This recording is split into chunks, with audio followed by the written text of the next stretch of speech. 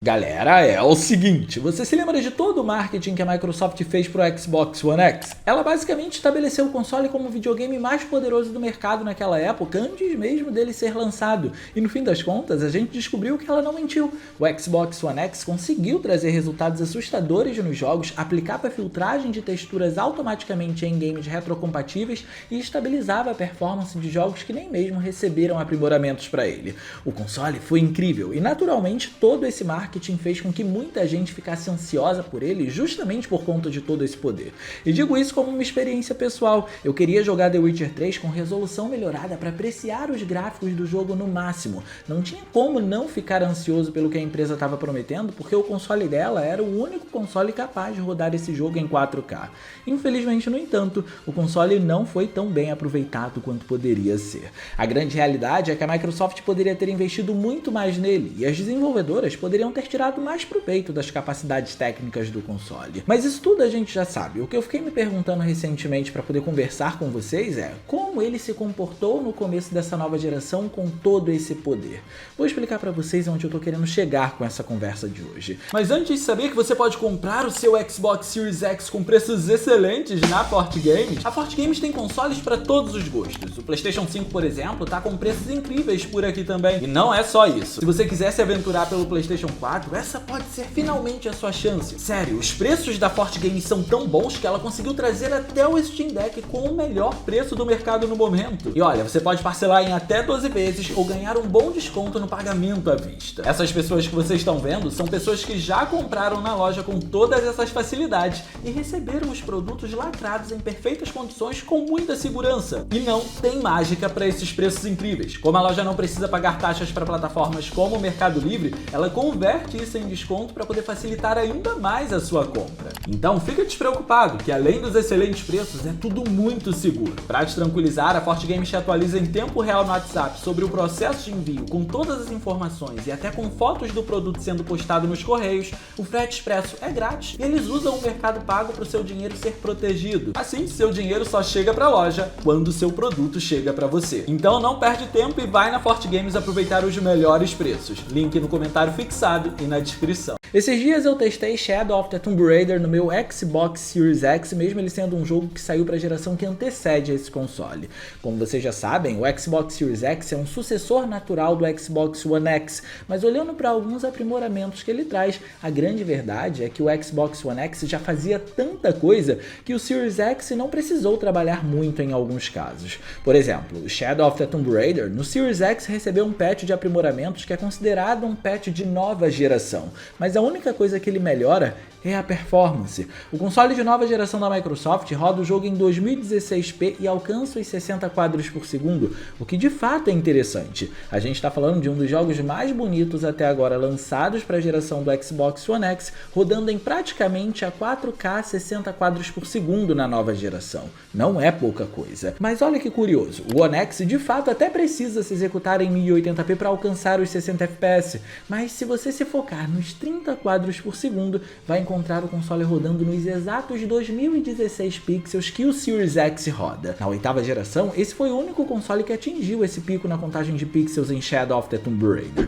Ou seja, o Series X não precisou trabalhar muito nesse sentido, ele só deu mais performance para o jogo. Por isso, até aqui a gente já entendeu algo óbvio, o Xbox One X tem muito poder bruto. Só que além de algo que a gente precisa conversar no fim do vídeo, que é muito importante para o Xbox One X, e caso você tenha um, é importante que você saiba, o que eu tô querendo trazer para a mesa hoje é, lembrando que muitos jogos lançados para a nova geração foram títulos cross-gen, perto do Xbox Series X, como esses jogos se comportam no Xbox One X. Entenderam onde eu quero chegar? O quão próximo, dentro das responsabilidades de uma oitava geração, o que o inibe de recursos como Ray Tracing, por exemplo, o Xbox One X consegue ficar do Series X. Então, saindo do fantástico caso de Tomb Raider, preciso trazer um caso relativamente problemático problemático, primeiro para a gente poder ver que também existiram problemas nesse meio de jogos cross-gen, mesmo que o jogo esteja se executando no Xbox One X, e segundo para a gente poder entender que nem sempre a culpa é do console.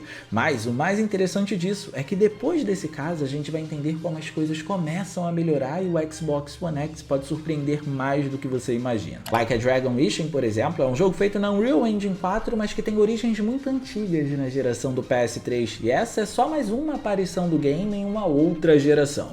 Só que mesmo sendo um título que graficamente não é impressionante justamente por conta dessas raízes, o Xbox One X não tem uma execução nada fantástica. No console aprimorado da oitava era de videogames, ele roda em apenas 1080p em 30 quadros por segundo, e se lembrarmos qual era a missão da plataforma, que consistia basicamente em trazer 4K para os jogos, esse daqui passou bem longe disso. Eu fiz questão de trazer esse jogo para poder mostrar que a otimização no desenvolvimento determina pelo menos 30 a 40% do quão bem ele pode rodar em uma plataforma independentemente da geração que ela faça parte. No Series S, por exemplo, apesar de termos 60 quadros por segundo, o jogo desce ainda mais essa resolução e se estabelece em 720p.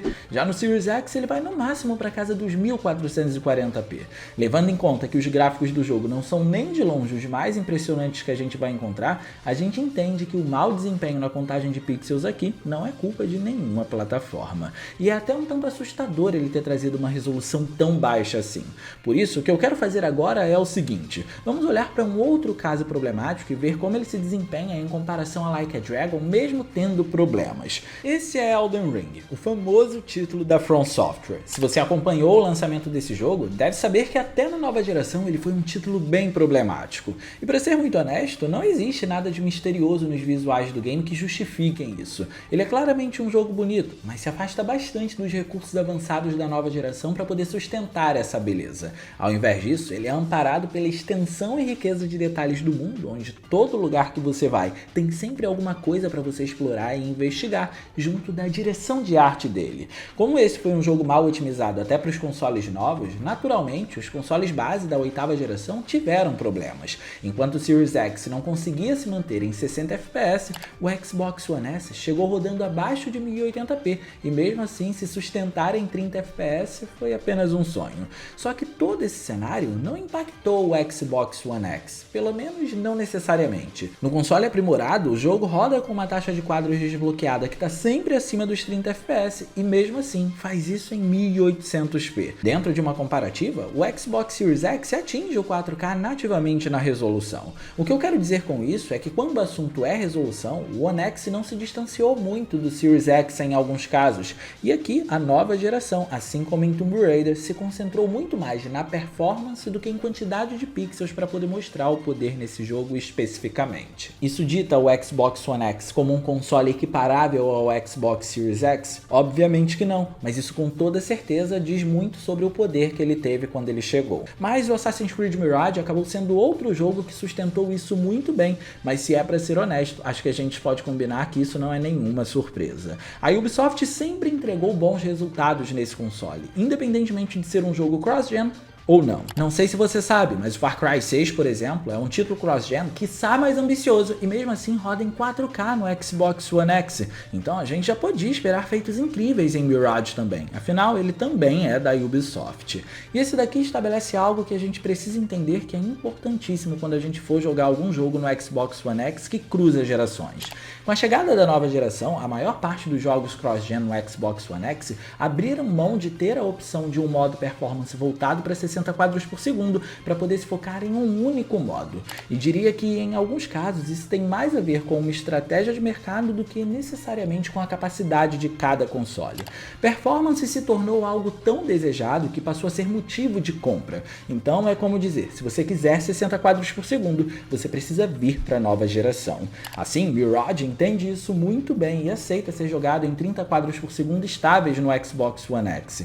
E enquanto roda nessa performance, ele se concentra concentra em trazer o mais próximo possível do 4K. Aqui temos uma contagem de 1728 pixels, algo próximo do 4K que consiste em 2160 pixels. E uma resolução alta assim, nesse estilo de jogo, faz muita diferença. Assassin's Creed é um título de mundo aberto, o que não é um segredo para ninguém, mas o Mirage especificamente faz algo interessante dentro da saga que desde o lançamento de Assassin's Creed Origins a gente não vê sendo feito.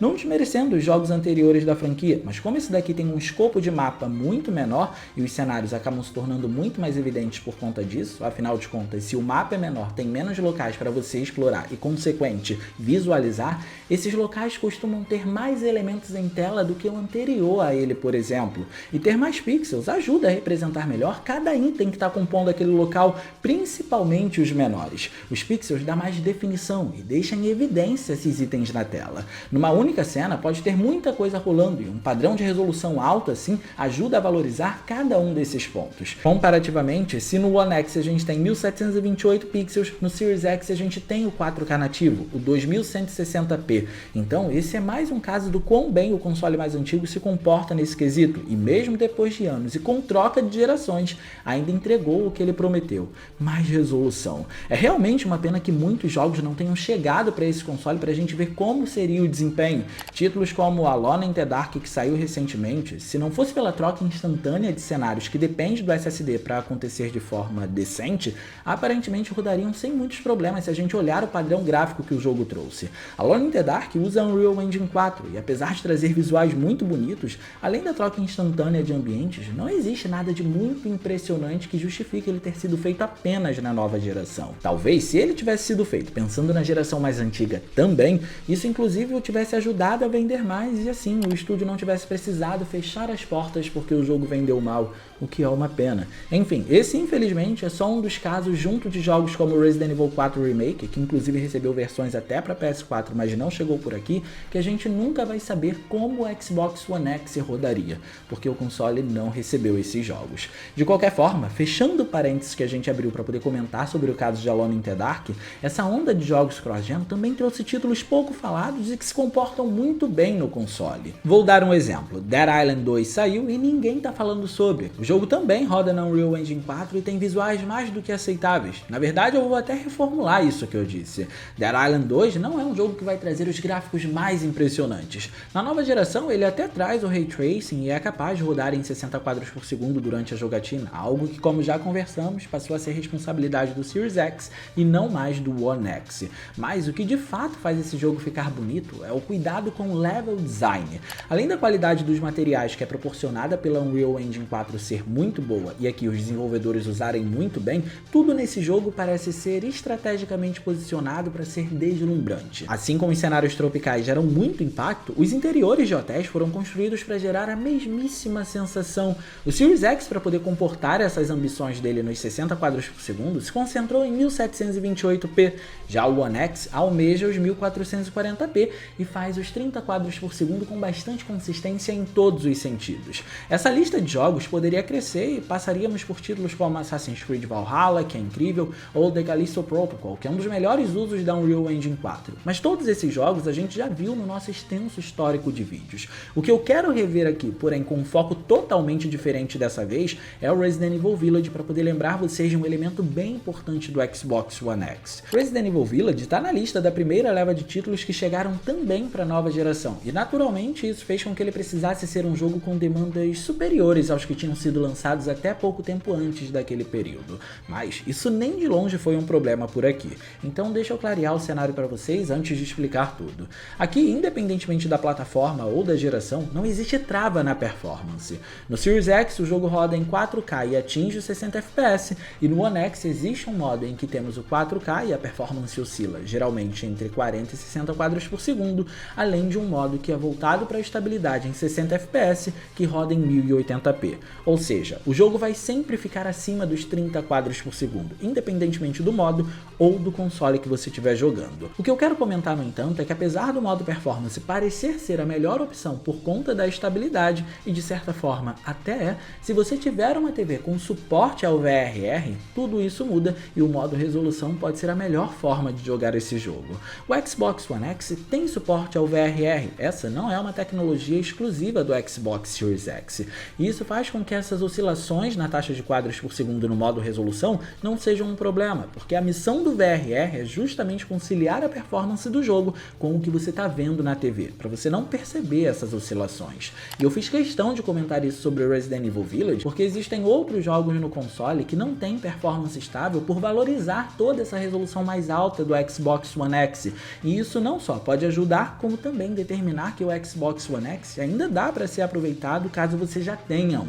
Inclusive, eu tenho jogado bastante o meu com títulos que quase ninguém fala, mas isso a gente pode deixar para outro dia. E no mais, eu vou ficando por aqui. Eu espero muito que vocês tenham gostado desse vídeo. Se vocês gostaram, não se esqueçam de clicar no gostei, porque isso ajuda pra caramba. E de quebra você faz a boa ação do dia e se inscreve no canal para não perder os vídeos que a gente postar por aqui. Minhas redes sociais vão estar aparecendo por aí, se vocês quiserem trocar uma ideia solta ou ouvidos. Era isso, um grande abraço e a gente vai se ver na próxima.